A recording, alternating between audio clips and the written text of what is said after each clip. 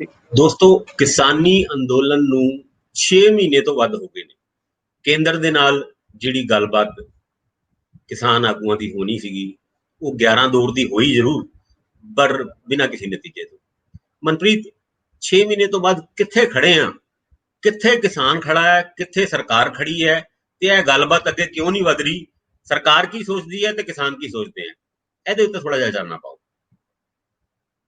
ਦੇਖੋ, ਸਭ ਤੋਂ ਪਹਿਲਾਂ ਤਾਂ ਰਾਜੀਵ ਜੀ, ਮੈਂ ਤੁਹਾਨੂੰ ਦੱਸਦਾ ਕਿ ਕਿਸਾਨੀ ਅੰਦੋਲਨ ਅੱਜ 6 ਮਹੀਨਿਆਂ ਤੋਂ ਬਾਅਦ ਉਨੀ ਮਜ਼ਬੂਤੀ ਨਾਲ ਖੜਾ, ਜਿੰਨੀ ਮਜ਼ਬੂਤੀ ਨਾਲ ਉਹ 6 ਮਹੀਨੇ ਪਹਿਲਾਂ ਤੁਸੀਂ ਦੱਸਿਆ ਸੀ ਉਹ ਸ਼ੁਰੂਆਤ ਹੋਈ ਸੀ ਉਹਦੀ।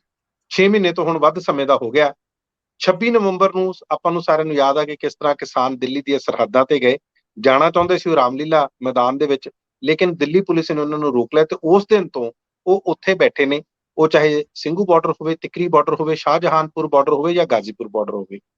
ਜਿੱਥੇ ਤੱਕ ਤੁਸੀਂ ਕਹਿੰਦੇ ਹੋ ਵੀ ਸਰਕਾਰ ਕੀ ਸੋਚਦੀ ਤੇ ਕਿਸਾਨ ਕੀ ਸੋਚਦੇ, ਦੇਖੋ ਕਿਸਾਨ ਨਾ ਸੋਚਣਾ ਇਹ ਬਿਲਕੁਲ ਸਾਫ਼ ਆ ਤੇ ਸਪਸ਼ਟ ਆ। ਉਹਨਾਂ ਨੂੰ ਇੱਕ ਚੀਜ਼ ਦਾ ਪਤਾ ਲੱਗ ਗਿਆ ਕਿ ਜਿਹੜੀ ਸਰਕਾਰ ਆ, ਕੇਂਦਰ ਸਰਕਾਰ ਆ, ਉਹ ਸੰਜੀਦਾ ਨਹੀਂ ਆ, ਉਹ ਸੀਰੀਅਸ ਨਹੀਂ ਆ ਉਹਨਾਂ ਦੇ ਮਸਲੇ ਨੂੰ ਹੱਲ ਕਰਨ ਲਈ। ਤੇ ਉਹ ਚਾਹੁੰਦੇ ਨੇ ਕਿ ਕਿਸੇ ਤਰ੍ਹਾਂ ਦੇ ਹਾਰ ਜਾਣ, ਇਹ ਥੱਕ ਕੇ ਹਾਰ ਕੇ ਵਾਪਸ ਘਰਾਂ ਨੂੰ ਚਲੇ ਜਾਣ। ਕਈ ਤਰ੍ਹਾਂ ਦੇ ਪਿਛਲੇ ਦਿਨਾਂ ਦੇ ਵਿੱਚ ਉਹਨਾਂ ਨੇ ਬਹਾਨੇ ਲਗਾਏ ਨੇ, ਕਦੇ ਕੋਵਿਡ-19 ਵਾਇਰਸ ਦਾ। ਇਹ 'ਚ ਕੋਈ ਸ਼ੱਕ ਨਹੀਂ ਰਾਜੀਵ ਜੀ ਕਿ ਜਿਹੜੇ ਇਕੱਠ ਹੁੰਦੇ ਨੇ, ਜਦੋਂ ਭਾਰੀ ਇਕੱਠ ਹੁੰਦੇ ਨੇ, ਉਹਨਾਂ ਦੇ ਵਿੱਚ ਕੋਵਿਡ-19 ਵਾਇਰਸ ਫੈਲਣ ਦੇ ਚਾਂਸ ਹੁੰਦੇ ਨੇ। ਲੇਕਿਨ ਇਹਦੀ ਵੀ ਜਿਹੜੀ ਸਿੱਧੀ ਜਿਹੜੀ ਜ਼ਿੰਮੇਵਾਰੀ ਆ ਉਹ ਕੇਂਦਰ ਸਰਕਾਰ ਤੇ ਜਾਂਦੀ ਹੈ। ਜੇ ਵਾਕਿਆ ਉਹਨਾਂ ਨੂੰ ਕਿਸਾਨਾਂ ਦੀ ਚਿੰਤਾ ਹੁੰਦੀ ਤਾਂ ਉਹ ਬਹੁਤ ਦੇਰ ਪਹਿਲਾਂ ਇਹੀ ਜਿਹੜੇ ਕਾਨੂੰਨ ਸੀ ਖੇਤੀਬਾੜੀ ਦੇ, ਇਹ ਰੱਦ ਕਰਕੇ ਇਹਨਾਂ ਨੂੰ ਘਰ ਵਾਪਸ ਭੇਜ ਸਕਦੇ ਸੀ। ਅੱਜ ਦੀ ਤਰੀਕ 'ਚ ਖਾਸ ਤੌਰ ਤੇ ਮੈਂ ਇਹ ਜ਼ਿਕਰ ਕਰਨਾ ਚਾਹੁੰਦਾ, ਕਿਉਂਕਿ ਆਪਾਂ ਬਹੁਤ ਜ਼ਿਆਦਾ ਬੈਕਗਰਾਊਂਡ 'ਚ ਨਹੀਂ ਜਾਂਦੇ, ਆਮ ਤੌਰ ਤੇ ਸਾਰਿਆਂ ਨੂੰ ਬੈਕਗਰਾਊਂਡ ਦਾ ਪਤਾ।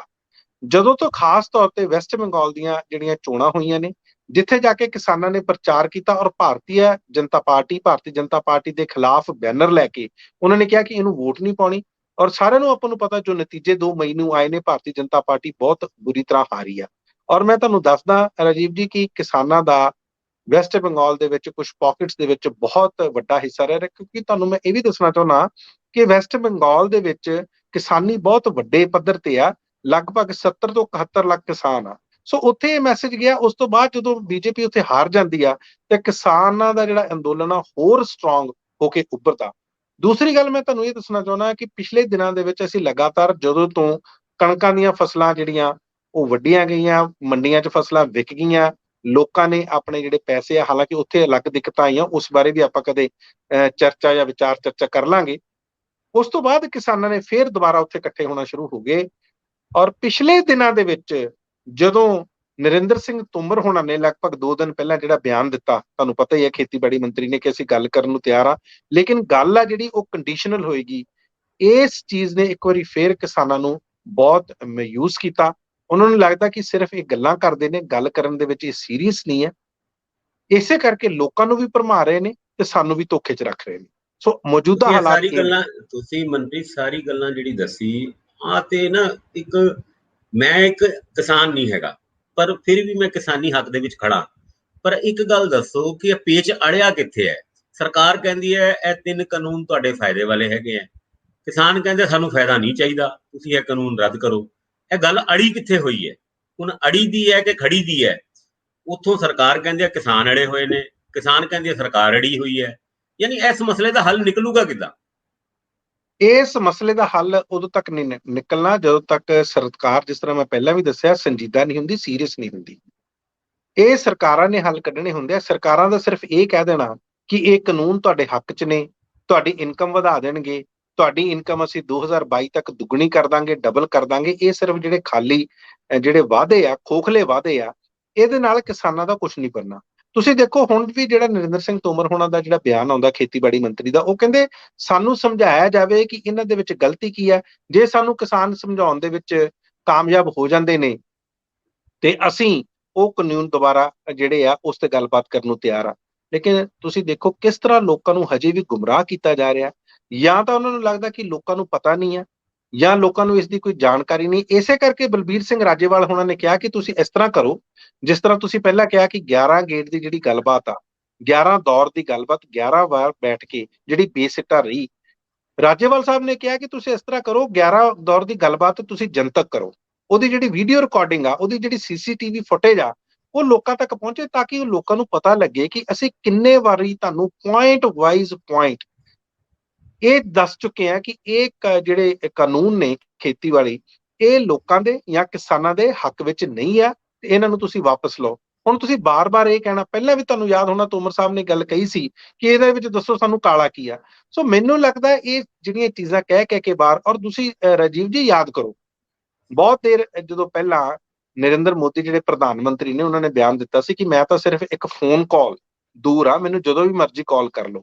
ਉਹ ਗੱਲ ਕਹੀ ਨੂੰ ਵੀ ਲਗਭਗ 4-5 ਮਹੀਨੇ ਹੋ ਗਏ ਆ, ਲੇਕਿਨ ਅੱਜ ਵੀ ਮਸਲਾ ਉੱਥੇ ਖੜਾ। ਸੋ ਗੱਲਾਂ ਹੀ ਕਰਨੀਆਂ, ਲੋਕਾਂ ਨੂੰ ਇੱਕ ਤਰ੍ਹਾਂ ਦਾ ਭਰਮਾਉਣਾ ਜਾਂ ਲੋਕਾਂ ਨੂੰ ਧੋਖੇ 'ਚ ਰੱਖਣਾ, ਅਸਲ ਦੇ ਵਿੱਚ ਇਹ ਕੋਈ ਵੀ ਜਿਹੜਾ ਭਾਰਤੀ ਜਨਤਾ ਪਾਰਟੀ ਦੇ ਜਿਹੜੀ ਸਰਕਾਰ, ਉਹ ਸੰਜੀਦਾ ਨਹੀਂ ਹੈ। ਪੇਚ ਕਿੱਥੇ ਫਸਿਆ? ਪੇਚ ਇਸ ਚੀਜ਼ ਤੇ ਫਸਿਆ ਕਿਉਂਕਿ ਜਿਹੜੀ ਸਰਕਾਰ ਆ, ਉਹ ਕਿਤੇ ਨਾ ਕਿਤੇ ਇਹ ਨਹੀਂ ਦੱਸਣਾ ਚਾਹੁੰਦੀ ਕਿ ਅਸੀਂ ਕਮਜ਼ੋਰ ਆ ਜਾਂ ਅਸੀਂ ਝੁਕ ਗਏ ਆ। ਹਾਲਾਂਕਿ ਤੁਹਾਨੂੰ ਪਤਾ ਕਿ ਸੁਪਰੀਮ ਕੋਰਟ ਨੇ ਇਹਨਾਂ ਕਾਨੂੰਨਾਂ ਤੇ ਰੋਕ ਲਾਈ ਹੋਈ ਆ। ਅੱਜ ਵੀ ਇਹ ਜਿਹੜੇ ਕਾਨੂੰਨ ਆ, ਇਹ ਲਾਗੂ ਨਹੀਂ ਆ। ਆਰਜ਼ੀ ਤੌਰ ਤੇ ਹਜੇ ਇਹਨਾਂ ਦੇ ਕਾਨੂੰਨਾਂ ਤੇ ਲਾਗੂ ਜਿਹੜੇ ਕਾਨੂੰਨਾਂ ਤੇ ਰੋਕ ਲਾਈ ਹੋਈ ਆ। ਕਿਉਂ ਨਹੀਂ ਕੇਂਦਰ ਸਰਕਾਰ ਨੇ ਪਹਿਲਾਂ ਅੱਗੇ ਵੱਧ ਕੇ ਇਨੀਸ਼ੀਏਟਿਵ ਲਿੱਤਾ ਕਿ ਚਲੋ ਹੁਣ ਅਸੀਂ ਹੀ ਇਹਨਾਂ ਨੂੰ ਹੋਰ 1.5 ਸਾਲ ਲਈ ਉਹ ਇਹਨੂੰ ਅੱਗੇ ਪਾਉਣਾ ਚਾਹੁੰਦੇ ਸੀ ਜਾਂ ਕੈਂਸਲ ਕਰਨਾ ਚਾਹੁੰਦੇ ਸੀ, ਸਸਪੈਂਡ ਕਰਨਾ ਚਾਹੁੰਦੇ ਸੀ। ਜੇ 1.5 ਸਾਲ ਸੀ ਤੇ ਇਹਨਾਂ ਨੂੰ ਇੱਕ ਵਾਰੀ ਰੋਕ ਕੇ ਪੈਂਡੈਮਿਕ ਤੋਂ ਬਾਅਦ, ਮਹਾਮਾਰੀ ਤੋਂ ਬਾਅਦ ਦੁਬਾਰਾ ਗੱਲਬਾਤ ਸ਼ੁਰੂ ਕਰ ਸਕਦੇ ਸੀ, ਪਰ ਇਸ ਤਰ੍ਹਾਂ ਹੋਇਆ ਨਹੀਂ। ਤੁਸੀਂ ਗੱਲ ਕਹੀ ਆ 22 ਜਨਵਰੀ ਤੋਂ ਰਾਜੀਵ ਜੀ, 4.5 ਮਹੀਨੇ ਤੋਂ ਉੱਪਰ ਸਮਾਂ ਹੋ ਗਿਆ ਜਦੋਂ ਤੋਂ ਲਾਸਟ ਗੱਲਬਾਤ ਟੁੱਟੀ ਹੋਈ ਆ, ਤੇ 6 ਮਹੀਨੇ ਤੋਂ ਵੱਧ ਦਾ ਸਮਾਂ ਹੋਇਆ ਜਦੋਂ ਤੋਂ ਉਹ ਬੈਠੇ ਹੋਏ ਆ। ਤੇ ਜਿਹੜੇ ਪੱਕੇ ਮੋਰਚੇ ਆ, ਜਿਹੜੇ ਪੰਜਾਬ ਜਾਂ ਜਿਹੜੇ ਹਰਿਆਣੇ ਦੇ ਵਿੱਚ, ਰਾਜਸਥਾਨ, ਪੱਛਮੀ ਉੱਤਰ ਪ੍ਰਦੇਸ਼ ਦੇ ਵਿੱਚ ਅੰਦਰ ਲੱਗੇ ਨੇ, ਉਹਨਾਂ ਨੂੰ 250 ਤੋਂ ਵੀ ਵੱਧ ਦਿਨ ਹੋ ਗਏ ਆ। ਇਹੋ ਜਿਹੇ ਹਾਲਾਤਾਂ ਦੇ ਵਿੱਚ ਇੱਕ ਗੱਲ ਦੱਸੋ, ਜੇ ਸਰਕਾਰ ਇਹ ਗੱਲ ਕਹਿੰਦੀ ਹੈ ਕਿ ਵੀ ਜਿਹੜੇ ਵੀ ਕਾਨੂੰਨਾਂ ਦੇ ਵਿੱਚ ਤੁਹਾਨੂੰ ਗਲਤ ਗੱਲ ਲੱਗਦੀ ਹੈ, ਜਿਹੜਾ ਕਿਸਾਨਾਂ ਦੇ ਹੱਕ 'ਚ ਨਹੀਂ ਹੈ, ਅਸੀਂ ਉਹਨਾਂ ਨੂੰ ਅਮੈਂਡਮੈਂਟ ਕਰਨ ਵਾਸਤੇ ਤਿਆਰ ਹਾਂ। ਕਿਉਂਕਿ ਜਦ ਇਹ ਐਜੀਟੇਸ਼ਨ ਦੀ ਸ਼ੁਰੂਆਤ ਹੋਈ ਸੀ ਤੇ ਮੁੱਖ ਮੰਗ ਇਹੀ ਸੀਗੀ ਕਿ ਐਮਐਸਪੀ ਨੂੰ ਇਨਸ਼ੋਰ ਕੀਤਾ ਜਾਏ ਔਰ ਐਮਐਸਪੀ ਨੂੰ ਕਾਨੂੰਨੀ ਰੂਪ ਦੇ ਨਾਲ ਇੰਪਲੀਮੈਂਟ ਕੀਤਾ ਜਾਏ। ਚਲੋ ਉਹ ਡਿਮਾਂਡ ਤਕਰੀਬਨ ਏਦਾਂ ਲੱਗਦਾ ਸੀਗਾ, ਪਿਛਲੀ ਜਿਹੜੀ 11 ਗੇੜੇ ਦੀ ਮੀਟਿੰਗ ਹੋਈ ਹੈ ਉਹਦੇ ਵਿੱਚ ਲੱਗਦਾ ਸੀ ਸ਼ਾਇਦ ਸਰਕਾਰ ਮੰਨ ਜੂਗੀ, ਪਰ ਕਾਨੂੰਨਾਂ ਨੂੰ ਰੱਦ ਕਰਨ ਵਾਸਤੇ ਸਰਕਾਰ ਦਾ ਸਾਫ਼ ਨਾ ਸੀਗਾ ਔਰ ਅੱਜ ਤੱਕ ਉਹ ਨਾ ਚੱਲਦਾ ਰਿਹਾ।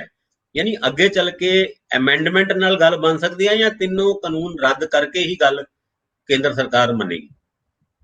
ਦੇਖੋ, ਇਹ ਬੜੀ ਕੇਂਦਰ ਸਰਕਾਰ ਦੀ ਹੱਠ ਧਰਮੀ ਆ। ਤੁਸੀਂ ਕਾਨੂੰਨ ਬਣਾਏ ਕਿਹਨਾਂ ਲਈ ਆ? ਤੁਸੀਂ ਕਿਸਾਨਾਂ ਲਈ ਬਣਾਏ ਆ। ਤੁਸੀਂ ਕਿਸਾਨਾਂ ਨੂੰ ਕਹਿੰਦੇ ਆ ਕਿ ਇਹ ਕਾਨੂੰਨ ਤੁਹਾਡੇ ਫਾਇਦੇ ਲਈ ਆ।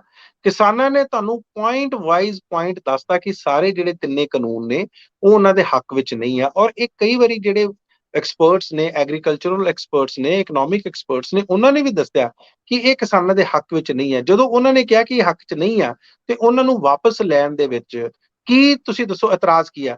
ਅਮਿਤ ਸ਼ਾਹ ਨਾਲ ਤੁਹਾਨੂੰ ਪਤਾ 6ਵੇਂ ਗੇੜ ਦੀ ਮੀਟਿੰਗ ਹੋਈ ਸੀ, ਜਿਹੜੇ ਗ੍ਰਹਿ ਮੰਤਰੀ ਆ, ਉਸ ਮੀਟਿੰਗ ਦੇ ਵਿੱਚ ਅਮਿਤ ਸ਼ਾਹ ਉਹਨਾਂ ਨੇ ਖੁਦ ਮੰਨਿਆ ਸੀ ਕਿ ਅਸੀਂ ਤੁਹਾਡੇ ਤੋਂ ਮਾਫੀ ਮੰਗਦੇ ਆ, ਸਾਨੂੰ ਤੁਹਾਡੇ ਨਾਲ ਗੱਲ ਕਰਨੀ ਚਾਹੀਦੀ ਸੀ, ਸਾਨੂੰ ਐਗਰੀਕਲਚਰਲ ਐਕਸਪਰਟਸ ਨਾਲ ਗੱਲ ਕਰਨੀ ਚਾਹੀਦੀ ਸੀ ਜਾਂ ਤੁਹਾਡੇ ਆਗੂਆਂ ਨਾਲ ਗੱਲ ਕਰਨੀ ਚਾਹੀਦੀ ਸੀ। ਇਹ ਗੱਲ ਤਾਂ ਕਹਿਣੀ ਬੜੀ ਸੌਖੀ ਲੱਗਦੀ ਆ ਔਰ ਲੱਗਦਾ ਕਿ ਤੁਸੀਂ ਬੜਾ ਵੱਡਾਪਨ ਦਿਖਾ ਰਹੇ ਹੋ, ਪਰ ਜਦੋਂ ਇਹ ਗੱਲ ਕਹਿ ਦਿੰਦੇ ਹੋ ਤੇ ਫਿਰ ਹੁਣ ਗੱਲ ਕਰਨ ਤੇ ਉਹਨਾਂ ਦੇ ਕੀ ਇਤਰਾਜ਼ ਆ ਤੁਹਾਨੂੰ? ਹੁਣ ਕਿਉਂ ਨਹੀਂ ਗੱਲ ਦੁਬਾਰਾ ਹੋ ਸਕਦੀ? ਸੋ ਸਿਰਫ ਇਹੀ ਰਾਗ ਅਲਾਪੀ ਜਾਣਾ, ਇਹੀ ਰਾਗ ਤੁਸੀਂ ਅਲਾਪੀ ਜਾਣਾ। ਮਨਪ੍ਰੀਤ ਦੇਖੋ, ਅੱਜ ਵੀ ਖਬਰ ਛਪੀ ਹੈ ਕਿ 50,000 ਦੇ ਕਰੀਬ ਕਿਸਾਨ ਦੁਬਾਰਾ ਉਹਨਾਂ ਮੋਰਚਿਆਂ ਦੇ ਵਿੱਚ ਜਾ ਰਹੇ ਨੇ। ਕਿਸੇ ਜ਼ਿਲ੍ਹੇ ਤੋਂ 300, ਕਿਸੇ ਤੋਂ 500, ਕਿਸੇ ਤੋਂ 700। ਆ ਜਿਹੜਾ ਐਜੀਟੇਸ਼ਨ ਹੈ ਦੁਬਾਰਾ ਰਿਵਾਈਵ ਹੋ ਰਿਹਾ ਹੈ ਔਰ ਮੋਦੀ ਉਹਨਾਂ ਨੂੰ ਜਾਂ ਕੇਂਦਰ ਸਰਕਾਰ ਉਹਨਾਂ ਨੂੰ ਇਸ ਗੱਲ ਦੀ ਚਿੰਤਾ ਤੇ ਹੈ, ਕਿਉਂਕਿ ਉਹ ਚਿੰਤਾ ਬੀਜੇਪੀ ਦੇ ਪੰਜਾਬ ਦੇ ਆਗੂਆਂ ਦੇ ਵਿੱਚ ਤਾਂ ਦੇਖਣ ਨੂੰ ਮਿਲੀ ਹੈ। ਅੱਜ ਜਿਹੜੇ ਮਾਸਟਰ ਮੋਹਨ ਲਾਲ, ਅਨਿਲ ਜੋਸ਼ੀ ਤੋਂ ਬਾਅਦ ਤੀਜਾ ਨਾਂ ਵੀ ਐਡ ਹੋ ਗਿਆ, ਜਿਹੜੇ ਜਲੰਧਰ ਦੇ ਨਾਰਥ ਦੇ ਐਮਐਲਏ ਹੁੰਦੇ ਸੀਗੇ, KD ਭੰਡਾਰੀ, ਉਹਨਾਂ ਨੇ ਵੀ ਇਹ ਗੱਲ ਕਹੀ ਹੈ ਕਿ ਜਿਹੜਾ ਅਨਿਲ ਜੋਸ਼ੀ ਉਹਨਾਂ ਨੇ ਜਾਂ ਮਾਸਟਰ ਮੋਹਨ ਲਾਲ ਉਹਨਾਂ ਨੇ ਜਿਹੜੀ ਭਾਜਪਾ ਦੇ ਕੇਂਦਰੀ ਲੀਡਰਸ਼ਿਪ ਨੂੰ ਮੈਸੇਜ ਦੇਣ ਦੀ ਜਿਹੜੀ ਕੋਸ਼ਿਸ਼ ਕੀਤੀ ਹੈ, ਉਹ ਆਵਾਮ ਦੀ ਆਵਾਜ਼ ਹੈ, ਬੀਜੇਪੀ ਦੇ ਸਟੇਟ ਲੀਡਰਸ਼ਿਪ ਦੀ ਆਵਾਜ਼ ਹੈ। ਜੇ ਕਿਤੇ ਕਿਸਾਨੀ ਅੰਦੋਲਨ ਦਾ ਛੇਤੀ ਕਿਤੇ ਨਿਪਟਾਰਾ ਨਹੀਂ ਹੋਇਆ ਜਾਂ ਉਹਨਾਂ ਦੀ ਮੰਗਾਂ ਨੂੰ ਨਹੀਂ ਮੰਨਿਆ ਜਾਂ ਕੋਈ ਸੋਲੂਸ਼ਨ ਨਹੀਂ ਲੱਭਿਆ ਤੇ ਭਾਜਪਾ ਨੂੰ ਪੰਜਾਬ ਦੇ ਵਿੱਚ ਬੜਾ ਵੱਡਾ ਰਾਜਨੀਤਿਕ ਨੁਕਸਾਨ ਹੋ ਸਕਦਾ ਹੈ। ਇਹਨਾਂ ਹਾਲਾਤਾਂ ਦੇ ਵਿੱਚ ਵੈਸਟ ਬੰਗਾਲ ਦੀ ਗੱਲ ਵੀ ਤੁਸੀਂ ਕੀਤੀ ਹੈ ਕਿ ਵੈਸਟ ਬੰਗਾਲ ਦੇ ਵਿੱਚ ਕਿਸਾਨਾਂ ਨੇ ਉੱਥੇ ਜਾ ਕੇ ਐਂਟੀ ਕੈਂਪੇਨ ਕੀਤਾ ਸੀਗਾ ਬੀਜੇਪੀ ਦੇ ਖਿਲਾਫ, ਤਾਂ ਕਰਕੇ ਉਹਨਾਂ ਨੂੰ ਨੁਕਸਾਨ ਹੋਇਆ। ਤੇ ਪੰਜਾਬ ਹੁਣ ਵੈਸਟ ਬੰਗਾਲ ਤੋਂ ਬਾਅਦ ਪੰਜਾਬ ਦੇ ਨਾਲ ਉੱਤਰ ਪ੍ਰਦੇਸ਼, ਉੱਤਰਾਖੰਡ ਜਾਂ ਹੋਰ ਵੀ ਕਈ ਸੂਬਿਆਂ ਦੇ ਵਿੱਚ ਇਲੈਕਸ਼ਨ ਹੋਣੇ ਹੈ।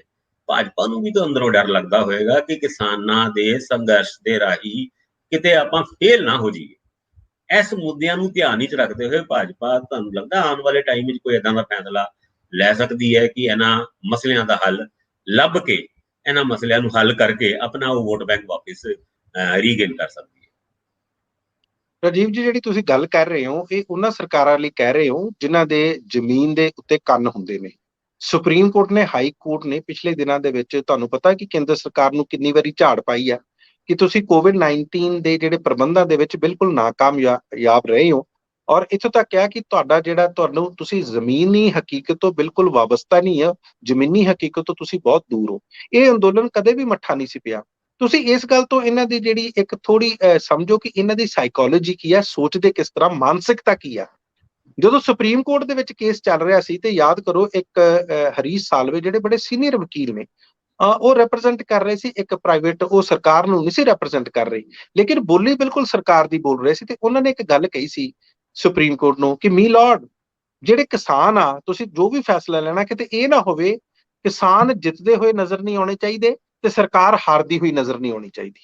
ਇਹ ਗੱਲ ਆਪਾਂ ਨੂੰ ਧਿਆਨ ਦੇ ਵਿੱਚ, ਜਦੋਂ ਇਸ ਤਰ੍ਹਾਂ ਦੀ ਜਿਹੜੀ ਸਾਈਕੋਲੋਜੀ ਹੋਵੇ ਕਿ ਇਹ ਲੱਗੇ ਕਿ ਅਸੀਂ ਕਿਸੇ ਡਿਸੀਜਨ ਨੂੰ ਵਾਪਸ ਲੈਣ ਨਾਲ ਤੇ ਅਸੀਂ ਹਾਰ ਜਾਾਂਗੇ ਜਾਂ ਕਿਸਾਨਾਂ ਦੀ ਜਿੱਤ ਹੋ ਜਾਏਗੀ, ਤੇ ਇੱਥੋਂ ਪਤਾ ਲੱਗਦਾ ਕਿ ਜਿਹੜੀ ਸਸ਼ੋਪੰਜ ਚ ਸਰਕਾਰ ਆ ਉਹ ਕਿਉਂ ਪਈ ਹੋਈ ਆ, ਕਿਉਂ ਇੰਨੀ ਕਨਫਿਊਜ਼ਡ ਆ। ਬਸ ਉਹਨੂੰ ਇਹੀ ਲੱਗਦਾ ਕਿ ਜੇ ਅਸੀਂ ਇਹਨਾਂ ਦੀ ਗੱਲ ਮੰਨ ਗਏ ਤੇ ਕੱਲ ਨੂੰ ਹੋਰ ਵੀ ਕਈ ਤਰ੍ਹਾਂ ਦੇ ਗਰੁੱਪਸ ਆ ਜਾਣਗੇ, ਕਈ ਤਰ੍ਹਾਂ ਦੇ ਹੋਰ ਐਜੀਟੇਟਰਸ ਆ ਜਾਣਗੇ ਜਾਂ ਹੋਰ ਪ੍ਰੋਟੈਸਟਰਸ ਆ ਜਾਣਗੇ ਤੇ ਸਾਡੇ ਤੋਂ ਵੱਖਰੀਆਂ ਵੱਖਰੀਆਂ ਮੰਗਾਂ ਮਨਾਉਣਗੇ। ਦੂਸਰੀ ਗੱਲ, ਇਸ ਭਾਰਤੀ ਜਨਤਾ ਪਾਰਟੀ ਨੇ ਨਰਿੰਦਰ ਮੋਦੀ ਜਿਹੜੇ ਪ੍ਰਧਾਨ ਮੰਤਰੀ ਆ ਉਹਨਾਂ ਨੂੰ ਹਮੇਸ਼ਾ ਹੀ ਬੜਾ ਸਟਰੋਂਗ ਪ੍ਰਾਈਮ ਮਿਨਿਸਟਰ ਦੱਸਿਆ ਕਿ ਉਹ ਪ੍ਰਾਈਮ ਮਿਨਿਸਟਰ ਆ ਜਦੋਂ ਇੱਕ ਵਾਰੀ ਫੈਸਲਾ ਲੈ ਲੈਂਦੇ ਆ ਤਾਂ ਵਾਪਸ ਨਹੀਂ ਹਟਦੇ।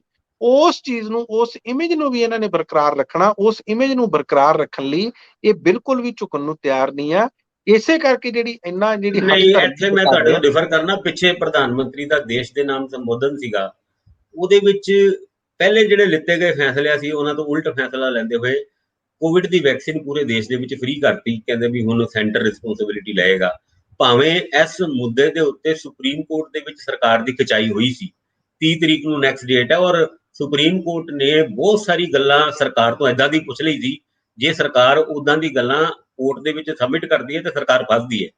ਉਸ ਗੱਲ ਨੂੰ ਮੱਦੇਨਜ਼ਰ ਰੱਖਦੇ ਹੋਏ ਮੋਦੀ ਉਹਨਾਂ ਨੇ ਏਦਾਂ ਦਾ ਫੈਸਲਾ ਲਿਆ ਕਿ ਵੈਕਸੀਨ ਪੂਰੇ ਦੇਸ਼ ਦੇ ਵਿੱਚ ਹੁਣ ਸਰਕਾਰ ਫ੍ਰੀ ਦੇਗੀ। ਔਰ ਇੱਥੇ ਤੱਕ ਕਿ 35,000 ਕਰੋੜ ਰੁਪਏ ਦਾ ਜਿਹੜਾ ਪ੍ਰੋਵੀਜ਼ਨ ਰੱਖਿਆ ਗਿਆ ਸੀ ਪਿਛਲੇ ਬਜਟ ਦੇ ਵਿੱਚ ਵੈਕਸੀਨ ਵਾਸਤੇ, ਉਹਦੇ ਵੀ ਖਰਚੇ ਦਾ ਹਿਸਾਬ ਕਿਤਾਬ ਸੁਪਰੀਮ ਕੋਰਟ ਨੇ ਮੰਗ ਲਿਆ ਸੀ। ਯਾਨੀ ਮੈਂ ਇਸ ਗੱਲ ਨੂੰ ਲਿੰਕ ਇਸ ਕਰਕੇ ਕਰ ਰਿਹਾ ਕਿ ਕਿਸਾਨੀ ਮੁੱਦੇ ਤੇ ਤੁਸੀਂ ਇਹ ਕਹਿ ਰਹੇ ਹੋ ਜਾਂ ਹੋਰ ਮੁੱਦਿਆਂ ਦੇ ਉੱਤੇ ਮੋਦੀ ਉਹਨਾਂ ਨੇ ਕਦੀ ਬੈਕ ਟਰੈਕ ਜਾਂ ਯੂ ਟਰਨ ਨਹੀਂ ਲਿਆ, ਤੇ ਇਹ ਤੇ 3-4 ਦਿਨ ਪਹਿਲੇ ਯੂ ਟਰਨ ਲੈ ਕੇ ਬੈਠੇ ਹੋਏ ਨੇ।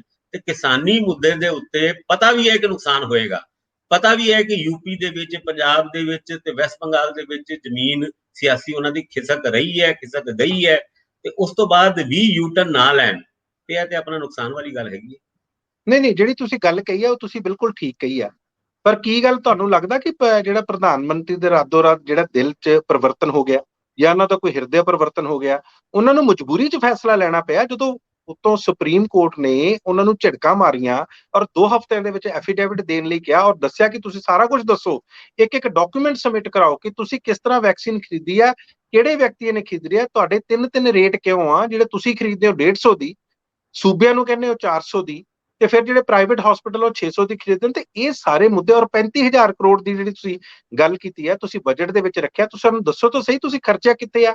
ਇਸ ਦੇ ਡਰ ਦੇ ਨਾਲ ਆ ਕੇ ਪ੍ਰਧਾਨ ਮੰਤਰੀ ਮੋਦੀ ਨੇ ਉਹ ਜਿਹੜਾ ਤੁਸੀਂ ਭਾਸ਼ਣ ਦੀ ਗੱਲ ਕਰਦੇ ਹੋ 7 ਜੂਨ ਨੂੰ ਜਿਹੜਾ ਭਾਸ਼ਣ ਹੋਇਆ ਸੀ, ਇਸ ਕਰਕੇ ਉਹਨਾਂ ਨੇ ਇਹ ਗੱਲ ਕਹੀ ਹੈ। ਇਹ ਨਹੀਂ ਕਿ ਉਹਨਾਂ ਦਾ ਰਾਤੋਂ ਰਾਤ ਉਹਨਾਂ ਦੇ ਮਨ 'ਚ ਆਇਆ ਕਿ ਹੁਣ ਸਾਨੂੰ ਨਹੀਂ, ਫ੍ਰੀ ਮੈਂ ਵੀ ਇਹੀ ਗੱਲ ਕਹਿ ਰਿਹਾ, ਕਿਉਂਕਿ ਜਿਸ ਤਰ੍ਹਾਂ ਤੁਸੀਂ ਕਹਿੰਦੇ ਹੋ ਕਿਸਾਨੀ ਮੁੱਦੇ ਦੇ ਉੱਤੇ ਮੋਦੀ ਉਹਨਾਂ ਯੂ ਟਰਨ ਨਹੀਂ ਲੈ ਸਕਦੇ। ਮੈਂ ਥੋੜੀ ਜਿਹੀ ਗੱਲ ਹੋਰ ਐਡ ਕਰਦਾ ਰਾਜੀਵ ਜੀ। ਦੂਸਰੀ ਜਿਹੜੀ ਗੱਲ ਆ, ਇਹ ਜਿਹੜੀ ਇਹਦੇ ਨਾਲ ਜੁੜੀ ਹੋਈ ਆ ਉਹ ਇਹ ਆ ਕਿ ਉਹਨਾਂ ਨੂੰ ਪਤਾ ਸੀ ਕਿ ਆਉਣ ਵਾਲੇ ਦਿਨਾਂ ਦੇ ਵਿੱਚ, ਕਿਉਂਕਿ ਉਹਨਾਂ ਨੇ ਈਵਨ ਕਿ ਜਿਹੜਾ ਭਾਸ਼ਣ ਵੀ ਦਿੱਤਾ ਉਹਦੇ 'ਚ ਵੀ ਜਿਹੜੇ ਫੈਕਟਸ ਆ ਜਾਂ ਉਹਦੇ ਵਿੱਚ ਵੀ ਜਿਹੜੇ ਤੱਥ ਆ ਉਹ ਸਹੀ ਤਰ੍ਹਾਂ ਪੇਸ਼ ਨਹੀਂ ਕੀਤੇ। ਉਹ ਕਹਿੰਦੇ ਜੀ ਪਹਿਲਾਂ ਸਾਡੇ ਤੋਂ ਸੂਬੇ ਮੰਗਦੇ ਸੀ, ਹੁਣ ਇਸ ਕਰਕੇ ਕਿਉਂਕਿ ਅਸੀਂ ਦੇਤੀ ਸੀ ਤੇ ਹੁਣ ਇਹਨਾਂ ਤੋਂ ਸੰਭਲਿਆ ਨਹੀਂ, ਹੁਣ ਅਸੀਂ ਸੰਭਾਲ ਰਹੇ ਹਾਂ। ਇਹ ਸਾਰੇ ਜਿਹੜੇ ਤੱਥ ਨੇ ਉਹ ਸਹੀ ਨਹੀਂ ਆ, ਉਹਨਾਂ ਦੇ ਵਿੱਚ ਸੱਚਾਈ ਨਹੀਂ ਆ। ਹੁਣ ਤੁਹਾਡੀ ਗੱਲ ਤੇ ਮੈਂ ਵਾਪਸ ਆਉਣਾ ਕਿ ਜੇ ਇਹਨਾਂ ਨੇ ਹੁਣ ਯੂ ਟਰਨ ਲਿੱਤਾ, ਇੱਥੇ ਹਜੇ ਤੱਕ ਸੁਪਰੀਮ ਕੋਰਟ ਨੇ, ਜਦੋਂ S A Bobde chief justice ਸੀ, ਉਹਨਾਂ ਨੇ ਹਜੇ ਤੱਕ ਸਰਕਾਰ ਨੂੰ ਐਕਸਪਲੇਨ ਕਰ ਲਈ ਜਾਂ ਸਰਕਾਰ ਨੂੰ ਆਰਡਰ ਨਹੀਂ ਦਿੱਤਾ ਕਿ ਤੁਸੀਂ ਇਹਨੂੰ ਕੈਨਸਲ ਕਰੋ। ਜੇ ਸੁਪਰੀਮ ਕੋਰਟ ਸਸਪੈਂਡ ਕਰ ਸਕਦਾ ਤੇ ਉਹ ਸੈਂਟਰ ਗਵਰਨਮੈਂਟ ਨੂੰ ਵੀ ਕਹਿ ਸਕਦੇ ਸੀ ਕਿ ਜੇ ਅਸੀਂ ਸਸਪੈਂਡ ਕਰ ਰਹੇ ਹਾਂ ਤਾਂ ਤੁਸੀਂ ਵੀ ਇਹਨਾਂ ਨੂੰ ਸਸਪੈਂਡ ਕਰੋ, ਲੇਕਿਨ ਉਸ ਪਾਸੇ ਨਹੀਂ ਗਿਆ। ਸੁਪਰੀਮ ਕੋਰਟ ਨੇ ਇੱਥੋਂ ਤੱਕ ਉਹਨਾਂ ਨੂੰ ਖਿੱਚਿਆ ਹੀ ਨਹੀਂ। ਸੋ ਜਦੋਂ ਸੁਪਰੀਮ ਕੋਰਟ ਦੀ ਜਿਹੜੀ ਮਾਰ ਆ ਜਾਂ ਕਿਸੇ ਤਰ੍ਹਾਂ ਝਾੜ ਆ ਜਾਂ ਝਿੜਕਾਂ, ਉਸ ਟਾਈਮ ਹੀ ਸਰਕਾਰ ਮੂਵ ਕਰਦੀ ਹੈ। ਇਹ ਕੋਈ ਆਪਣੇ ਆਪ ਆ ਕੇ ਜਾਂ ਇਹਨਾਂ ਨੂੰ ਲੱਗਦਾ ਕਿ ਹਾਂ ਸਾਨੂੰ ਯੂ ਟਰਨ ਲੈਣਾ ਚਾਹੀਦਾ। ਜਿੱਥੋਂ ਤੱਕ ਤੁਸੀਂ ਪੋਲੀਟੀਕਲ ਗੱਲ ਕੀਤੀ ਆ, ਮੈਂ ਰਾਜੀਵ ਜੀ ਤੁਹਾਨੂੰ ਦੱਸ ਦਿੰਦਾ ਕਿ ਇਹਨਾਂ ਨੂੰ ਵੈਸਟ ਬੰਗਾਲ 'ਚ ਤਾਂ ਮਾਰ ਪਈ ਆ। ਤੁਸੀਂ ਯਾਦ ਕਰੋ ਕਿ ਉੱਤਰ ਪ੍ਰਦੇਸ਼ ਦੇ ਵਿੱਚ ਜਿਹੜੀਆਂ ਪੰਚਾਇਤ ਇਲੈਕਸ਼ਨਸ ਹੋਈਆਂ ਉਹਦੇ ਵਿੱਚ ਵੀ ਭਾਜਪਾ ਦਾ ਬਹੁਤ ਬੁਰਾ ਹਾਲ ਹੋਇਆ। ਇਸੇ ਕਰਕੇ ਪਿਛਲੇ ਦਿਨਾਂ ਦੇ ਵਿੱਚ ਆਰਐਸਐਸ ਤੋਂ ਲੈ ਕੇ ਭਾਜਪਾ ਤੋਂ ਲੈ ਕੇ ਮੀਟਿੰਗਾਂ ਕਰਦੇ ਫਿਰਦੇ ਆ ਯੋਗੀ ਆਦਿੱਤਿਆਨਾਥ ਨਾਲ, ਤੇ ਉਹਨਾਂ ਮੀਟਿੰਗਾਂ ਦੇ ਵਿੱਚ ਇੱਥੋਂ ਤੱਕ ਵਿਚਾਰਿਆ ਜਾ ਰਿਹਾ ਕਿ ਕੀ ਹੁਣ ਜਿਹੜਾ ਜਿਨ੍ਹਾਂ ਦੀ ਪੋਪੂਲੈਰਿਟੀ ਦੇ ਵਿੱਚ ਇੰਨੀ ਗਿਰਾਵਟ ਆ ਗਈ ਆ, ਯੂਪੀ ਦੇ ਮੁੱਖ ਮੰਤਰੀ, ਇਹਨਾਂ ਨੂੰ ਬਦਲਿਆ ਕਿਸ ਤਰ੍ਹਾਂ ਜਾਵੇ। ਗਲੇ ਦੀ ਇੱਕ ਤਰ੍ਹਾਂ ਦੀ ਹੱਡੀ ਬਣ ਗਈ। ਸੋ ਮੇਰਾ ਕਹਿਣ ਦਾ ਮਤਲਬ ਇਹ ਜਿੰਨੇ ਫੈਸਲੇ ਲੈਣੇ ਪੈ ਰਹੇ ਨੇ ਭਾਜਪਾ ਨੂੰ, ਉਹ ਮਜਬੂਰੀ 'ਚ ਲੈ ਰਹੇ ਨੇ, ਆਪਣੇ ਆਪ ਫੈਸਲਾ ਲੈ ਕੇ। ਔਰ ਮੈਂ ਤੁਹਾਨੂੰ ਇੱਕ ਹੋਰ ਚੀਜ਼ ਦੱਸਦਾ ਰਾਜੀਵ ਜੀ, ਇਹ ਜੇ ਫੈਸਲਾ ਟਾਈਮ ਸਿਰ ਲਿੱਤਾ ਹੁੰਦਾ ਤਾਂ ਸ਼ਾਇਦ ਇਹਨਾਂ ਨੂੰ ਕੁਝ ਕ੍ਰੈਡਿਟ ਵੀ ਮਿਲਦਾ। ਅੱਜ ਦੀ ਤਰੀਕ 'ਚ ਕਿਸਾਨਾਂ ਨੂੰ ਇੰਨਾ ਤੁਸੀਂ ਜਿਹੜਾ ਰੋਲ ਕੇ ਜਾਂ ਇੰਨਾ ਉਹਨਾਂ ਦਾ ਬੁਰਾ ਹਾਲ ਕਰਕੇ ਜੇ ਕਿਤੇ ਤੁਸੀਂ ਕਾਨੂੰਨ ਵਾਪਸ ਲੈਣੇ ਵੀ ਹੋ ਤਾਂ ਮੈਨੂੰ ਨਹੀਂ ਲੱਗਦਾ ਕਿ ਸਰਕਾਰ ਨੂੰ ਕਿਸੇ ਤਰ੍ਹਾਂ ਦਾ ਕ੍ਰੈਡਿਟ ਮਿਲੂਗਾ। ਸਰਕਾਰ ਨੂੰ ਹੁਣ ਵੀ ਪੋਲੀਟੀਕਲੀ ਨਮੋਸ਼ੀ ਪੱਛਮੀ ਉੱਤਰ ਪ੍ਰਦੇਸ਼ ਦੇ ਵਿੱਚ ਵੀ ਤੇ ਉੱਤਰਾਖੰਡ ਦੇ ਵਿੱਚ ਵੀ ਚੱਲਣੀ ਪਊਗੀ। ਨਹੀਂ ਮਨਪ੍ਰੀਤ ਜੀ, ਚਲੋ ਕ੍ਰੈਡਿਟ ਮਿਲੂਗਾ ਨਹੀਂ ਮਿਲੂਗਾ ਇਹ ਤੇ ਅੱਗੇ ਦੇਖਾਂਗੇ, ਪਰ ਫਿਲਹਾਲ ਤੁਸੀਂ ਇਸ ਮਸਲੇ ਦਾ ਹੱਲ ਕੀ ਦੇਖਦੇ ਹੋ? ਜੇ ਮੈਂ ਕਹਿ ਰਿਹਾ ਬੀਜੇਪੀ ਕ੍ਰੈਡਿਟ ਵੀ ਲੈ ਲੇ ਪਰ ਕਿਸਾਨਾਂ ਦੇ ਮਸਲਿਆਂ ਦਾ ਹੱਲ ਕਰੇ। ਪੰਜਾਬ ਪਰੇਸ਼ਾਨ ਹੈ, ਪੰਜਾਬੀ ਪਰੇਸ਼ਾਨ ਹੈ, ਔਰ ਹੋਰ ਯੂਪੀ ਬਿਹਾਰ ਉੱਥੇ ਤੱਕ ਵੀ ਅੱਗ ਕਿਸਾਨੀ ਅੰਦੋਲਨ ਦੀ ਫੈਲ ਚੁੱਕੀ ਹੈ। ਜੇ ਕਿਤੇ ਹੁਣ ਛੇਤੀ ਕਿਤੇ ਫੈਸਲਾ ਨਹੀਂ ਲਿੱਤਾ, ਚਲੋ ਸਿਆਸੀ ਤੌਰ ਤੇ ਭਾਜਪਾ ਨੂੰ ਨੁਕਸਾਨ ਹੋਏ, ਸਿਆਸੀ ਤੌਰ ਤੇ ਕਿਸੇ ਹੋਰ ਪੋਲੀਟੀਕਲ ਪਾਰਟੀ ਨੂੰ ਨੁਕਸਾਨ ਹੋਏ, ਪਰ ਜਿਹੜਾ ਨੁਕਸਾਨ ਕਿਸਾਨਾਂ ਦਾ ਹੋ ਰਿਹਾ ਹੈ ਇਸ ਕੋਵਿਡ ਦੀ ਮਹਾਮਾਰੀ ਦੇ ਵਿੱਚ, ਹਜ਼ਾਰਾਂ ਲੱਖਾਂ ਕਿਸਾਨ ਸੜਕਾਂ ਤੇ ਬੈਠੇ ਹੋਏ ਨੇ, ਉਹਨਾਂ ਦੀ ਸਿਹਤ ਨੂੰ ਜਿਹੜਾ ਨੁਕਸਾਨ ਹੋ ਰਿਹਾ ਹੈ ਉਹਨਾਂ ਨੂੰ ਬਚਾਉਣਾ ਬਹੁਤ ਜ਼ਰੂਰੀ ਹੈ। ਔਰ ਇਸ ਮਸਲੇ ਦਾ ਹੱਲ ਕੀ ਹੋ ਸਕਦਾ ਹੈ? ਕੀ ਇਹ ਤਿੰਨੋਂ ਕਾਨੂੰਨਾਂ ਨੂੰ ਰੱਦ ਕਰਨ ਤੋਂ ਬਾਅਦ ਹੀ ਇਸ ਮਸਲੇ ਦਾ ਹੱਲ ਹੈ ਜਾਂ ਕੋਈ ਵਿੱਚ ਵਿਚਾਲੇ ਵਾਲਾ ਹੱਲ ਨਿਕਲ ਸਕਦਾ ਹੈ? ਇਹਦੇ ਬਾਰੇ 'ਚ ਕੋਈ ਰੋਸ਼ਨੀ ਪਾਓ। ਨਹੀਂ, ਵਿੱਚ ਵਿਚਾਲੇ ਵਾਲਾ ਰਾਸਤਾ ਕੋਈ ਨਹੀਂ ਹੈ। ਇਹ ਜਿਹੜਾ ਵਿੱਚ ਵਿਚਾਲੇ ਵਾਲਾ ਹੁੰਦਾ ਨਾ, ਇੱਥੋਂ ਆਪਾਂ ਨੂੰ ਇਹ ਲੱਗਦਾ ਜਿਹੜੇ ਕਈ ਇਸ ਤਰ੍ਹਾਂ ਦੇ ਐਕਸਪਰਟਸ ਨੇ, ਐਗਰੀਕਲਚਰਲ ਐਕਸਪਰਟਸ ਵੀ ਨੇ ਜਾਂ ਇਕਨੋਮਿਕ ਐਕਸਪਰਟਸ ਨੇ, ਉਹ ਵਿੱਚ ਵਿਚਾਲੇ ਵਾਲਾ ਰਾਸਤਾ ਇਹ ਕਹਿੰਦਾ ਕਿ ਜਿਹੜਾ ਕਿਸਾਨ ਮੰਗ ਕਰ ਰਹੇ ਨੇ ਉਹਨਾਂ ਤੇ ਕਿਸਾਨ ਕੰਪਰੋਮਾਈਜ਼ ਕਰ ਲੈਣ। ਤੁਸੀਂ ਦੇਖੋ ਜਿਹੜਾ ਵਿੱਚ ਵਿਚਾਲੇ ਵਾਲਾ ਰਸਤੇ ਦੇ ਇਹ ਹਾਲਾਤ ਨੇ ਕਿ ਜਿਹੜੀ ਕੱਲ ਐਮਐਸਪੀ ਵੀ ਅਨਾਉਂਸ ਕੀਤੀ ਗਈ ਆ, ਜਿਸ ਨੂੰ ਸਰਕਾਰ ਆਪਣੀ ਬੜੀ ਵੱਡੀ ਪ੍ਰਾਪਤੀ ਦੱਸਦੀ ਆ, ਝੋਨੇ ਤੇ ਲਾ ਲਓ 72 ਰੁਪਏ, ਤੁਸੀਂ ਯਕੀਨ ਮੰਨੋ ਕਿ ਉਹ ਹਾਰਡਲੀ 4% ਵੀ ਨਹੀਂ ਆ। ਅੱਜ ਕੈਪਟਨ ਅਮਰਿੰਦਰ ਸਿੰਘ ਜਿਹੜੇ ਮੁੱਖ ਮੰਤਰੀ, ਉਹਨਾਂ ਦਾ ਬਿਆਨ ਆਇਆ, ਹੋਰ ਵੀ ਜਿਹੜੇ ਘੁੰਮਣ ਸਾਹਿਬ ਨੇ, ਇਕਨੋਮਿਸਟ ਨੇ, ਰਣਜੀਤ ਸਿੰਘ ਘੁੰਮਣ, ਜਿਹੜੇ ਪ੍ਰੋਫੈਸਰ ਇਕਨੋਮਿਕਸ ਦੇ ਵੀ ਨੇ, ਐਗਰੀਕਲਚਰਲ ਦੇ ਵੀ ਐਕਸਪਰਟ ਨੇ, ਉਹਨਾਂ ਨੇ ਵੀ ਇੱਥੋਂ ਤੱਕ ਇਹ ਗੱਲ ਕਹੀ ਆ ਕਿ ਇਹ ਜਿਹੜੀ ਇਨਕਰੀਜ਼ ਆ ਐਮਐਸਪੀ ਦੇ ਵਿੱਚ, ਇਹ ਬਹੁਤ ਥੋੜੀ ਆ, 4% ਤੋਂ ਵੀ ਘੱਟ ਆ। ਤੇ ਜੇ ਤੁਸੀਂ ਉਹਦਾ ਮੱਕੀ ਦਾ ਰੇਟ ਦੇਖ ਲਓ, 1% ਤੋਂ ਵੀ 1% ਮੁਸ਼ਕਲ ਨਾਲ ਆ, 1.08%। ਇੱਥੋਂ ਤੁਸੀਂ ਅੰਦਾਜ਼ਾ ਲਾ ਸਕਦੇ ਹੋ ਕਿ ਕੀ ਕਿਸਾਨਾਂ ਦਾ ਬਾਰੇ ਜਿਹੜੀ ਆ ਉਹ ਸਰਕਾਰ ਸੋਚਦੀ ਆ, ਕੀ ਉਹਨਾਂ ਦੇ ਹਿੱਤਾਂ ਬਾਰੇ ਸੋਚਦੀ ਆ। ਔਰ ਜਿੱਥੋਂ ਤੱਕ ਤੁਸੀਂ ਗੱਲ ਕਹੀ ਹੈ ਕਿ ਇਹ ਫੈਸਲਾ ਲਿਆ ਜਾ ਸਕਦਾ, ਤੁਸੀਂ ਸੋਚਦੇ ਹੋ, ਉਹ ਲੋਕ ਸੋਚਦੇ ਨੇ ਜਿਹੜੇ ਕਿਸਾਨੀ ਨੂੰ। ਦੇਖੋ, ਇੱਕ ਤੁਹਾਨੂੰ ਮੈਂ ਹੋਰ ਆંકੜਾ ਦੇਣਾ ਚਾਹੁੰਦਾ। ਪਿਛਲੇ ਦਿਨਾਂ ਦੇ ਵਿੱਚ ਤੁਸੀਂ ਦੇਖਿਆ ਰਾਜੀਵ ਜੀ, ਪੂਰੀ ਦੁਨੀਆ ਦੇ ਵਿੱਚ ਔਰ ਭਾਰਤ ਦੇ ਵਿੱਚ ਜਿੰਨੇ ਸੈਕਟਰ ਸੀ, ਇੰਡਸਟਰੀ ਸੀ, ਸਾਰੇ ਮੈਨੂਫੈਕਚਰਿੰਗ ਸੈਕਟਰ ਸੀ ਜਾਂ ਤਮਾਮ ਪ੍ਰੋਫੈਸ਼ਨਲ ਸੀ, ਉਹ ਕੰਮ ਨਹੀਂ ਸੀ ਕਰ ਰਹੇ। ਸਿਰਫ ਇੱਕ ਕਿਸਾਨ ਸੀ ਜਿਹੜਾ ਝੋਨਾ ਵੀ ਬੀਜਦਾ ਸੀ ਤੇ ਵਾਪਸ ਆ ਕੇ ਧਰਨੇ ਤੇ ਬਹਿੰਦਾ ਸੀ, ਕਣਕ ਵੀ ਬੀਜਦਾ ਸੀ, ਆਪਣੀ ਕਣਕ ਵੇਚਦਾ ਵੀ ਸੀ ਮੰਡੀਆਂ 'ਚ ਜਾ ਕੇ, ਤੇ ਫੇਰ ਆ ਕੇ ਧਰਨੇ ਤੇ ਬੈਠਦਾ ਸੀ। ਉਹਨਾਂ ਦੇ ਕਾਰਨ, ਉਹਨਾਂ ਦੀ ਮਿਹਨਤ ਦੇ ਕਾਰਨ ਭਾਰਤ ਦੇ ਜਿਹੜੇ ਐਕਸਪੋਰਟਸ ਨੇ ਅਨਾਜਾਂ ਦੇ, ਉਹ ਬਹੁਤ 17 ਤੋਂ 18% ਵਧੇ ਨੇ। ਔਰ ਪੰਜਾਬ ਦਾ ਤੁਸੀਂ ਦੇਖੋ, ਅਗਰ ਰਿਕਾਰਡ ਪ੍ਰੋਡਕਸ਼ਨ ਹੋਈ ਹੈ ਵੀਟ ਦੀ ਇਸ ਵਾਰੀ, ਮੱਧ ਪ੍ਰਦੇਸ਼ ਜਿਹੜਾ ਅੱਗੇ ਚਲਿਆ ਗਿਆ ਸੀ ਪਿਛਲੇ ਸਾਲ, ਉਹ ਵੀ ਪਿੱਛੇ ਰਹਿ ਗਿਆ, ਪੰਜਾਬ ਫੇਰ ਅੱਗੇ ਆ ਗਿਆ। ਮੇਰਾ ਕਹਿਣ ਦਾ ਮਤਲਬ ਕਿ ਜਿਹੜੇ ਕਿਸਾਨ ਤੁਹਾਡੇ ਅੰਨਦਾਤਾ ਨੇ, ਹੁਣ ਤੁਸੀਂ ਇੱਕ ਚੀਜ਼ ਹੋਰ ਦੇਖੋ, ਪ੍ਰਧਾਨ ਮੰਤਰੀ ਨੇ ਕਿਹਾ ਕਿ ਅਸੀਂ 80 ਕਰੋੜ ਜਨਤਾ ਨੂੰ ਨਵੰਬਰ ਦੇ ਮਹੀਨੇ ਯਾਨੀ ਦੀਵਾਲੀ ਤੱਕ ਅਸੀਂ ਫ੍ਰੀ ਰਾਸ਼ਨ ਦੇਵਾਂਗੇ। ਕਿੱਥੋਂ ਦੇਣਗੇ ਰਾਸ਼ਨ? ਉਹ ਕਿਸਾਨਾਂ ਤੋਂ ਹੀ ਦੇਣਗੇ ਨਾ। ਕਿਸਾਨ ਹੀ ਜਾ ਕੇ ਫੂਡ ਸਿਕਿਉਰਿਟੀ ਦਾ ਇੰਤਜ਼ਾਮ ਕਰਦੇ ਨੇ, ਤੇ ਉਹੀ ਕਿਸਾਨਾਂ ਨਾਲ ਤੁਸੀਂ ਗੱਲਬਾਤ ਨਹੀਂ ਕਰਦੇ। ਸੋ ਮੇਰਾ ਕਹਿਣ ਦਾ ਮਤਲਬ ਹੈ ਜਿਹੜੀ ਦੋਹਰੀ ਨੀਤੀ ਆ, ਦੋਗਲੇ ਬਿਆਨ ਆ, ਇੱਕ ਤਦੇ ਹੀ ਇਹਨਾਂ ਦਾ ਜਿਹੜਾ ਮਸਲਾ ਉਹ ਹੱਲ ਨਹੀਂ ਹੋਣ ਦੇ ਰਹੇ। ਬਿਲਕੁਲ ਠੀਕ ਕਹਿ ਰਹੇ ਹੋ ਮਨਪ੍ਰੀਤ, ਦੋਗਲੀ ਨੀਤੀ, ਦੋਹਰੀ ਗੱਲਾਂ, ਡਬਲ ਸਟੈਂਡਰਡ, ਬੀਜੇਪੀ ਨੂੰ ਹੋਣ ਵਾਲਾ ਨੁਕਸਾਨ, ਹੋ ਗਿਆ ਨੁਕਸਾਨ, ਔਰ ਇਹਨਾਂ ਸਾਰੇ ਨੁਕਸਾਨਾਂ ਦੇ ਵਿੱਚ ਭਾਜਪਾ ਨੂੰ ਤੇ ਨੁਕਸਾਨ ਹੋ ਹੀ ਰਿਹਾ। ਇੱਕ ਪਾਰਟੀ ਨੂੰ ਕਿਸਾਨੀ ਅੰਦੋਲਨ ਦੀ ਆੜ ਦੇ ਵਿੱਚ ਜਾਂ ਫਿਰ ਕਾਂਗਰਸ ਦੇ ਵਿੱਚ ਜਿਹੜਾ ਘਮਾਸਾਨ ਚੱਲ ਰਿਹਾ ਹੈ, ਉਹਦੇ ਵਿੱਚ ਫਾਇਦਾ ਵੀ ਹੋ ਰਿਹਾ ਹੈ। ਉਹ ਫਾਇਦਾ ਇਸ ਕਰਕੇ ਹੋ ਰਿਹਾ ਹੈ ਕਿ ਜਿਹੜੇ ਮੁੱਦੇ, ਜਿਹੜੇ ਸਕੈਮ ਪੰਜਾਬ ਦੇ ਵਿੱਚ ਕੋਵਿਡ ਦੇ ਨਾਂ ਤੇ ਹੋਏ, ਉਹ ਕੋਈ ਬਹੁਤ ਜ਼ਿਆਦਾ ਅਖਬਾਰਾਂ ਦੀ ਨਾ ਤੇ ਸੁਰਖੀਆਂ ਬਣ ਪਾਏ, ਨਾ ਆਪੋਜੀਸ਼ਨ ਪਾਰਟੀਆਂ ਉਹਨਾਂ ਨੂੰ ਐਨਕੈਸ਼ ਕਰ ਪਾਈ, ਕਿਉਂਕਿ ਕਿਸਾਨੀ ਅੰਦੋਲਨ ਦੇ ਵਿੱਚ ਕਈਆਂ ਦਾ ਧਿਆਨ ਸੀਗਾ ਕੋਵਿਡ ਮਹਾਮਾਰੀ ਤੋਂ ਲੜਨ ਵਾਸਤੇ, ਕਾਫੀ ਲੋਕ ਜੁੜੇ ਹੋਏ ਸੀਗੇ। ਪਰ ਇਹਨਾਂ ਸਾਰਿਆਂ ਦੇ ਵਿੱਚ ਇੱਕ ਫਤਿਹ ਕਿੱਟ ਦਾ ਸਕੈਮ ਉਹ ਹਾਲ ਹੀ 'ਚ ਹੀ ਉਜਾਗਰ ਹੋਇਆ, ਜਿਹਦੇ ਵਿੱਚ ਇਹ ਦੱਸਿਆ ਗਿਆ ਕਿ ਵੀ ਇੱਕ ਕਿੱਟ 838 ਰੁਪਏ ਦੀ ਜਿਹੜੀ ਲੈਣੀ ਸੀਗੀ, ਉਹਦੇ 940 ਰੁਪਏ ਕਰਤੇ। ਫਿਰ ਥੋੜੇ ਦਿਨਾਂ ਬਾਅਦ ਉਹਦੀ 1226 ਰੁਪਏ ਦੇ ਵਿੱਚ ਕਿੱਟ ਲਿੱਤੀ, ਫਿਰ ਉਹ 1338 ਰੁਪਏ ਦੀ ਕਿੱਟ ਲਿੱਤੀ। ਕਿੱਟ ਦੀ ਲਿੱਤੀ ਕੋਈ ਗੱਲ ਨਹੀਂ, ਚਲੋ ਵਾਧਾ ਹੁੰਦਾ ਰਹਿੰਦਾ, ਆਕਸੀਮੀਟਰ ਦੇ ਪ੍ਰਾਈਸ ਵੱਧ ਗਏ ਜਾਂ ਕਿਸੇ ਹੋਰ ਚੀਜ਼ ਦੇ ਵੱਧ ਗਏ, ਪਰ ਉਹ ਉਸ ਕੰਪਨੀ ਨੂੰ ਆਰਡਰ ਦਿੱਤਾ ਜਿਹਦਾ ਕੋਈ ਐਕਸਪੀਰੀਅੰਸ ਨਹੀਂ ਸੀ ਮੈਡੀਕਲ ਫੀਲਡ ਦਾ, ਔਰ ਉਹ ਕੱਪੜੇ ਦਾ ਵਪਾਰ ਕਰਦੀ ਸੀ। ਇਹ ਸਕੈਮ ਤੁਹਾਨੂੰ ਲੱਗਦਾ ਹੈ ਕਿ ਇਹ ਸਕੈਮ ਬਾਕੀ ਸਕੈਮ ਹੈਗਾ? ਪਹਿਲੀ ਗੱਲ ਤਾਂ ਮੈਂ ਰਾਜੀਵ ਜੀ, ਤੁਸੀਂ ਸ਼ੁਰੂ ਚ ਗੱਲ ਕੀਤੀ ਸੀ ਕਿ ਸ਼ਾਇਦ ਇਹਨਾਂ ਨੂੰ ਕਿਸਾਨੀ ਅੰਦੋਲਨ ਦਾ ਕੋਈ ਫਾਇਦਾ ਮਿਲ ਜੇ। ਕਾਂਗਰਸ ਨੂੰ ਕਿਸਾਨੀ ਅੰਦੋਲਨ ਦਾ ਫਿਲਹਾਲ ਕੋਈ ਫਾਇਦਾ ਨਹੀਂ ਮਿਲੇਗਾ। ਤੁਹਾਨੂੰ ਯਾਦ ਹੋਣਾ ਕਿ ਜਿਹੜੀ ਭਾਰਤੀ ਕਿਸਾਨ ਯੂਨੀਅਨ ਏਕਤਾ ਉਗਰਾਹਾਂ ਜੋਗਿੰਦਰ ਸਿੰਘ ਉਗਰਾਹਾਂ ਨੇ 3 ਦਿਨ ਤੱਕ ਮੋਤੀ ਮਹਿਲ ਨੂੰ ਵੀ ਘੇਰਿਆ।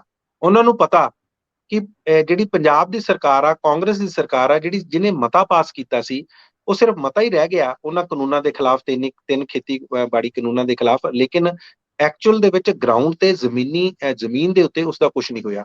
ਤੁਸੀਂ ਮਹਾਰਾਸ਼ਟਰ ਲੈ ਲਓ, ਮਹਾਰਾਸ਼ਟਰ ਕਈ ਤਰ੍ਹਾਂ ਦੀਆਂ ਸੋਧਾਂ ਕਰਨ ਵਾਲਾ ਉਹਨਾਂ ਨੇ ਅਨਾਉਂਸਮੈਂਟ ਕੀਤੀ ਆ ਕਿ ਅਸੀਂ ਜਿਹੜੇ ਖੇਤੀਬਾੜੀ ਦੇ ਕਾਨੂੰਨ ਆ, ਕਿਉਂਕਿ ਇਹ ਸਟੇਟ ਸਬਜੈਕਟ ਆ, ਅਸੀਂ ਇਹਦੇ ਵਿੱਚ ਕਈ ਤਰ੍ਹਾਂ ਦੀਆਂ ਸੋਧਾਂ ਕਰਾਂਗੇ। ਕੇਰਲ ਆਲਰੇਡੀ ਕਰ ਚੁੱਕਾ, ਔਰ ਆਪਣੇ ਫਲਾਂ ਤੇ ਸਬਜ਼ੀਆਂ ਤੇ ਉਹਨਾਂ ਨੇ MSP ਦੇਣ ਦਾ ਐਲਾਨ ਕਰ ਦਿੱਤਾ ਤੇ ਕਈ ਤਰ੍ਹਾਂ ਦੇ ਉਹਨਾਂ ਨੇ ਰੇਟਸ ਰੱਖੇ ਆ।